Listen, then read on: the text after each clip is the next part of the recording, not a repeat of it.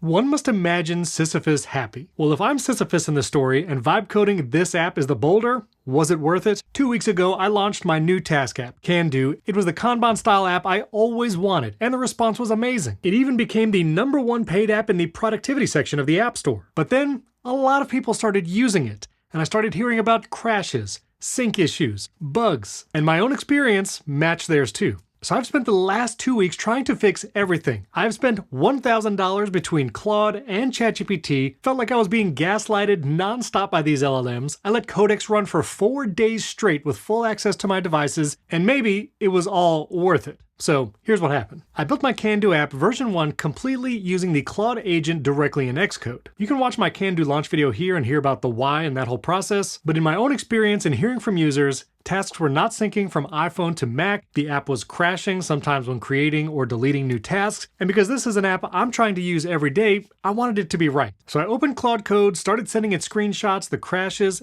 and just asked it to fix all the things. Now context, I do not know code. I am not a developer. Yes, many people on social media said, well, just learn how to code and then you can fix it yourself. Puedo simplemente aprender un otro idioma. Sin problema. But the first thing I wanted to nail down was sync. So I would keep making changes on my iPhone to my Mac, tell Claude what happened, and was just constantly gaslighted. It would say things like, that result is actually the final piece of the puzzle. Spoiler, it was not. Throughout this whole conversation was my dark night of the soul, about midnight to 4 a.m. trying to fix the sync. It really likes the puzzle piece analogy because it'll say things like, oh, the pieces now fit. I know what to do. And other crazy making phrases like, the plot thickens. Then a listener to Primary Technology, Phil, actually sent me a markdown file that are instructions to LLMs to build iCloud sync. So in the middle of bug fixing this, I gave Claude the markdown file and asked it to compare the current sync engine for Can Do. It said, this playbook is excellent, great, and this is when my relationship with Claude became adversarial. Claude said, whoever sent you that document did you a favor, it pinpointed missing lines of code, but the system we built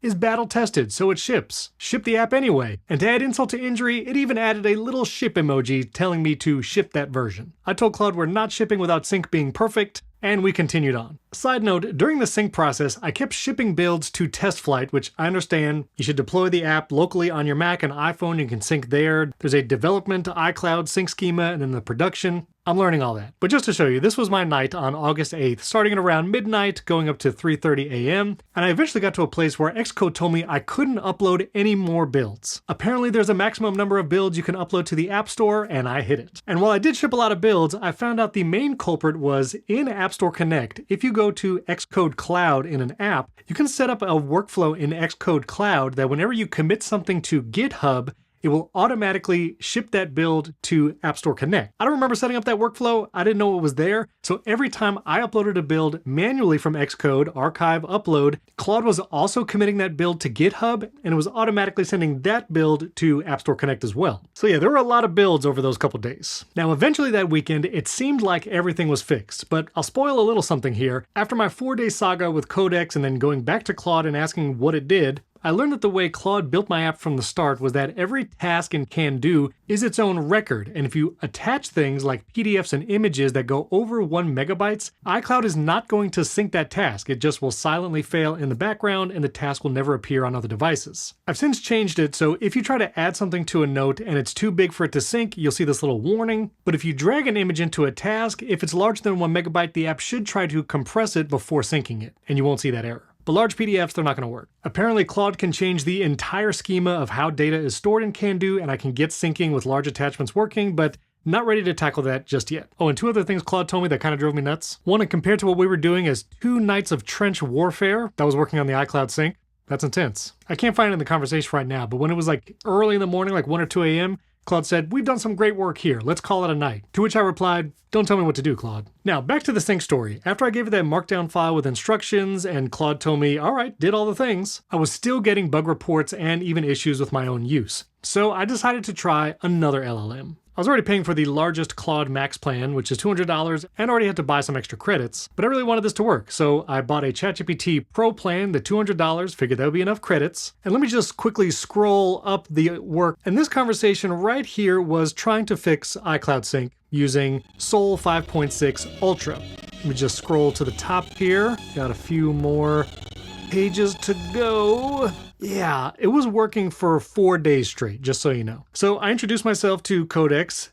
It made an assessment about sync, what could be improved, gave me a summary of what it would do. I was smart enough to tell it to create a new branch called Codex. This way the current state of the CanDo app was saved with whatever Fable did. And then it began working. And it just worked forever. Now, people on social media told me Sol 5.6 Ultra will dispatch multiple agents in an attempt to do whatever you're asking. Maybe I shouldn't have gone with Ultra, could have gone down to extra high or high and been very specific in my ask, but I did what fellow YouTuber Christopher Lawley suggested, which he was trying to fix sync in his Parchment app, and he attached an iPhone and iPad via a cable to his Mac, kept them unlocked, gave Codex complete access to everything, and just told it to test all the things and fix it. So that's what I did. And maybe telling it to stress test extremely hard was not the best instruction. Now, over the course of the 4 days, I saw Codex doing things with my devices I've never seen before. It would look like little lines of terminal code sometime in the top part of the screen. Periodically, I would have to put in my device passcode for automation so Codex can do some more testing. I started this process on August 13th, 12:46 p.m., and I stopped it Monday, August 17th at 9:30 in the morning. I told it to stop, told me what it fixed, tried to be very clear, did you fix any actual sync and crash bugs? It said there were still some outstanding bugs. I said, go ahead and fix it. You have 10 minutes, do whatever you're gonna do. And Codex was done. Now again, because I'm not a developer, I can't look at the code and see what it actually changed, so I went back to Claude. Now, just to give you a little inside baseball, I tend to record all my videos in the morning, and I haven't eaten anything yet, and when I hit stop, I'm starving and I don't know what to eat. Well, that's where today's sponsor comes in, CookUnity. CookUnity is a chef-to-you meal delivery platform that connects you with hundreds of fresh, fully prepared meals from award-winning chefs. With CookUnity, you can choose from over 400 meals nationwide each week, including over 45 global cuisines and diets. All meals are handcrafted in small batches in local kitchens by you. Now, in my last box, these were 3 of my favorite meals. The parm-crusted chicken tenders with green beans and honey mustard by Chef Andres Mendez, absolutely delicious. I also love the barbecue chicken burrito bowl from Chef Ruben Garcia and the beef ancho chili cheese enchiladas by Chef Maribel Rivero. Now, you can throw it in the microwave. I like to put it in the toaster oven for about 7 to 8 minutes and they come out perfect. And with CookUnity, you get culinary variety, tons of options, and it is time saving. I struggle to plan ahead, and knowing I have great ready meals in the fridge anytime I need is a huge help. And there are hundreds of diet-friendly dishes to choose from, whether you're going keto, vegan, low sodium, or like me, I try to get high protein meals. You set your taste preferences, pick your meals, and then just collect the delivery at your door, eat, and repeat. So scan this QR code or check the link down in the description and use promo code StephenRobles50 to get 50% off your first CookUnity order. Try it now, scan here, check out that link below, and my thanks to CookUnity for sponsoring this video. I told Claude, hey, I had ChatGPT Sol 5.6 Ultra spend 4 days debugging and working on iCloud sync. What did it do? And apparently it changed 67,000 lines of code. That sounds like a lot of lines of code. I don't even know what the total lines are. And there were still even some small bugs, and so I told Claude, well, fork it again, make a new branch called Fable, and let's try to fix it one last time. And after more credits and more back and forth with Claude, we got it working. So after almost 2 weeks with 2 different LLMs spending almost $1,000, where is it at now? Well, it works great. All right, if you're ready, I'm going to add a task here on my Mac, and we should see it here pop up instantly on my iPhone. We'll go with Live Test 3. It's added there on my Mac, and boom, immediately on my iPhone. On the Mac, we'll say Live Test 5. Added that in the testing column on the Mac, and it's already here on my iPhone there. And it should work if you add images or other attachments. So let me make a task here called Image. We'll add it, and let me attach something. I can just choose something from my photo library, like the screenshot. And so there's image with an attachment. There's the image task here in the Mac app, and it was able to sync that image over. I can double click and it opens it here in preview. I pushed those updates out earlier this week, and after using it all week, I think we're good. I think sync is fixed. I've got lots of reports from users that it's not crashing anymore. Mac, iPhone, all of it is working much better. And I've added a bunch of new behavior tweaks. I know a lot of people who use it on the Mac wanted more keyboard shortcuts. So if you go up to File, you can see all the things for opening tasks. You can now duplicate tasks.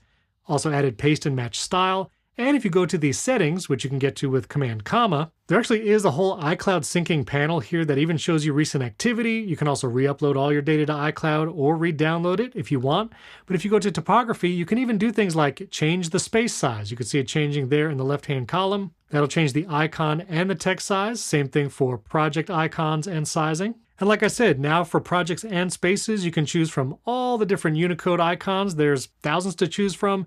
You can choose from the multicolor wheel here. I think that's actually in the 1.2.3 update that should be out as you're watching this video. If not, it's coming extremely soon. And little things like if a task is highlighted here and you want to add a divider, it will actually just add it underneath the selected task rather than always at the top. I truncated this part of the task so it takes up less space, but you can still move a task to your different spaces and projects. I'm working on bulleted list format. Before it was kind of doing weird things and it wouldn't indent, but now it will. Numbered lists also work as you would expect it. That's coming in 1.2.4, which is almost an app review. Boards will also remember whether or not you're in list view or Kanban view. So if I leave this here in list view, I can go over to apps and I can leave this in column view.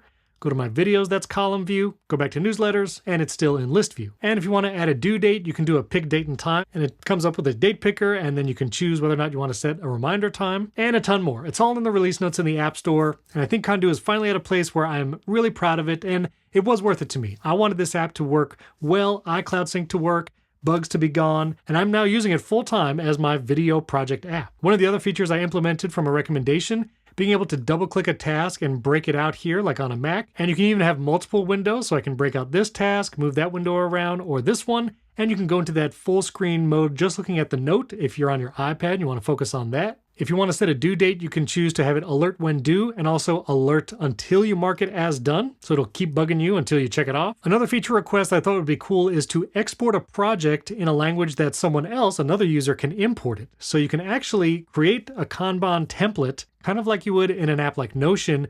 You can right-click on a project and then export it as a file. It exports in a .condu proj format. It's basically a JSON dictionary. And then someone else in Condu can go up to File and then import a project and import that exact board with the tasks and attachments. So there could be like an ecosystem of Kanban templates and boards that people export and share with each other. If you make any, let me know down in the comments and I'd love to feature them on the Condu webpage. That'd be pretty cool. So you can get Condu right now, $3 in the App Store. Oh, I also added an Apple Watch app, which is live now. You can see your inbox, upcoming tasks, and even add tasks directly from the Apple Watch, and it syncs everywhere. It also has a native Apple Vision Pro app, which is pretty cool. And it's at a place I'm really happy with and I'm really proud of. And because I think Claude finally understands how to make an app that syncs, I have a second app coming out very soon. So be sure to subscribe. You're going to hear about it right here. Hit that like button. Let me know if you have questions, comments. If you're on the latest version of Condu, which 1.2.2 is out as I record, .3 should be out by the time you're watching this. I try to let you know of all the little changes every time I send an update, but let me know if you have feature requests, if you do come across any sync or bugs. I'll dive in again, we'll work it out, but thanks so much for your support and everyone who tried Condu. I've been hearing from lots of people that